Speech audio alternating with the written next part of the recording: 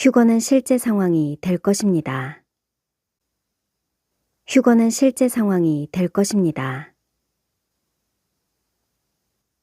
중대한 휴거가 일어나면 7년 환난이 시작될 것입니다. 7년은 긴 시간이며 하늘이 무너져 내리는 무서운 날의 연속이고 공포의 재앙들이 준비되어 있습니다. 당의 문화에 순응하며 땅에 남은 사람들은 7년의 재앙 순서를 알고 있는 것이 좋습니다. 그렇게 함으로써 적절한 때에 적절한 대책을 세울 수 있습니다. 주 하나님이 이르시되 나는 알파와 오메가라. 이제도 있고 전에도 있었고 장차 올 자요 전능한 자라 하시더라. 장차 오실 분이 오십니다. 땅에 남은 자들이 애곡하는 이유는 재앙이 시작되기 때문입니다. 보십시오. 그분께서 구름을 타고 오십니다. 모든 눈이 그를 볼 것이며 그분을 찌른 사람들도 볼 것이며 땅의 모든 족속이 그분 때문에 애곡할 것입니다. 그렇습니다. 아멘. 하나님의 진노와 어린 양의 진노의 큰 날이 이르렀으니 누가 능히 서리요. 이 말은 주님이 오신 날을 불신자들이 묘사한 것입니다. 휴거는 실제 상황이 될 것이고 사이렌 나팔 소리가 세상을 깨울 것입니다. 그날은 최악의 상황으로 점철되는 세상의 종말이지만 현재 우리는 최악의 상황을 만나지 않았습니다. 어두운 날 주님께서 구름을 뚫고 지나가실 때 하늘에 무서운 광경이 일어나서 사람들이 공포에 빠집니다. 하나님이 없다고 비웃었던 불신자들과 휴거를 조롱했던 자들이 얼마나 공포에 휩싸일지 상상할 수 없습니다. 7년은 타작마당입니다. 도리깨질로 곡식들이 매질당할 것이고 알곡과 쭉정이로 분리됩니다. 지금 자격을 나누는 기준은 단지 슬기로운 자들과 미련한 자들로 나누어집니다. 그날에 잠자고 있던 많은 사람들이 깨어날 것이지만 땅에 남았습니다. 정해진 시간에 깨어있지 못했습니다. 깨어났지만 7년만 어떻게든 버티자 하겠지만 쉽지 않습니다. 모든 사람들이 주님이 오시는 충격적인 광경을 보았지만 몇 년이 지나자 적그리스도의 속임수가 얼마나 대단했는지 인류는 적그리스도에 열광하고 그를 신으로 숭배할 정도입니다. 7년의 순서는 다음과 같습니다. 땅에 남겨진 신자들은 반시고요의 시간에 통곡과 회개의 시간을 보낼 것이고 세상은 완전히 다른 세상으로 뒤집어져서 카오스 상태가 되며 기독교인들은 이때부터 적그리스도의 진영과 전투가 시작될 것입니다. 반시고요가 끝나면 환난을 알리는 서곡, 4개의 나팔 재앙이 연속적으로 재난을 일으킵니다. 나팔 재앙이 시작되기 전 반시고요의 때에 식량을 확보하는 일이 굉장히 중요한 일이 됩니다. 5째 나팔을 불면 불가사의한 황충이 5개월 동안 사람들에게 고통을 줄 것입니다. 황충의 활동 기간을 5개월로 알려준 이유는 황충이 나타난 날로부터 5개월 후에 세계 전쟁이 일어날 것이라는 암시입니다. 무적행에서 나온 황충은 미스터리한 외계 생물로 보이지만 창조자로서의 외계인은 존재하지 않습니다.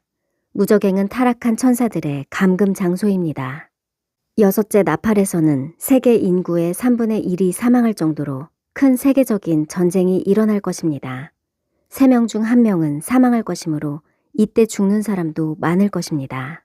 7째 나팔에서 2 증인이 죽고 부활하며 이때 유대인의 휴거가 일어날 가능성이 높고 적그리스도가 등장할 것입니다. 전반기 재앙은 3분의 1로 제한적이었지만 후반기 재앙은 지구 전체가 파괴되는 전면적인 재앙입니다. 짐승의 우상이 세워지는 것을 보면 후반기 환난이 시작된 것입니다. 이때까지 살아있다면 벌써 도망가서 비밀의 장소에 숨어 있어야 합니다. 아직도 도시에 거주하거나 어리석게 직장에 다니고 있다면 잡혀서 죽거나 짐승의 표를 받아야 합니다. 7 대접 재앙은 후반기 2년에서 3년 후에 시작될 것이고 그전에는 짐승의 우상에게 경배하고 표를 받는 일로 떠들썩할 것입니다.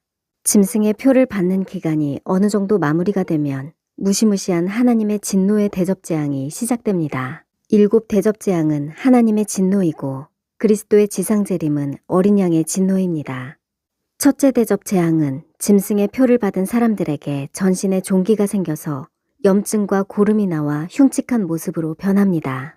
둘째 대접을 부으니 전 세계 바다 전체가 피로 변하고 바다의 모든 생물이 멸종할 것이며 물고기들이 부패하여 악취 때문에 바닷가 근처에서 도망갈 것입니다.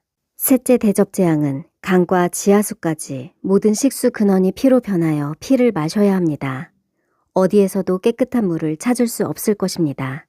이때 물을 관리하는 천사가 선포합니다. 전에도 계셨고 지금도 계신 거룩하신 이여, 이렇게 심판하시니 의로우십니다. 그들이 성도들과 선지자들의 피를 흘렸기 때문에 피를 마시게 하신 것이 합당합니다. 천사의 선포에서 장차 오실 주님이 생략된 것이 이전에 오셨기 때문입니다. 지구와 태양계, 우주가 최적화되어 질서 있게 운행되는 것은 저절로 그런 것이 아니라 천사들이 관리하고 있다는 사실을 알 수 있습니다. 넷째 대접 재앙도 치명적입니다. 태양이 과열되어 그 열기로 사람들이 태워질 것인데 지구는 불도가니가 되어 숨이 막힙니다. 땅에 사는 모든 동물들과 식물들도 모두 타서 황폐한 환경으로 변합니다. 가옥과 산물과 공장들도 화재가 속출할 것입니다. 참사를 만난 사람들은 하나님의 존재를 확인하지만 비방할 것입니다. 다섯째 대접은 짐승이 통치하는 왕자에 쏟습니다. 짐승이 통치하고 거주하는 곳을 백악관이나 청와대처럼 고유 명칭으로 불리겠지만 짐승의 나라가 흑암 상태가 됩니다. 예를 들어 미국이 짐승의 나라이면 미국에서 모든 불빛이 꺼지고 대낮에도 태양빛이 비치지 않을 것입니다. 또한 이때 짐승의 표를 받은 사람들이 극심한 통증에 빠질 것인데 첫째 대접에서 생긴 종기들이 더 악화된 것 같습니다. 여섯째 대접을 유브라데 강에 부으니 악의 3인방이 최후의 일전을 위해 활동하기 시작했습니다. 그들의 마지막이 가까웠기 때문입니다.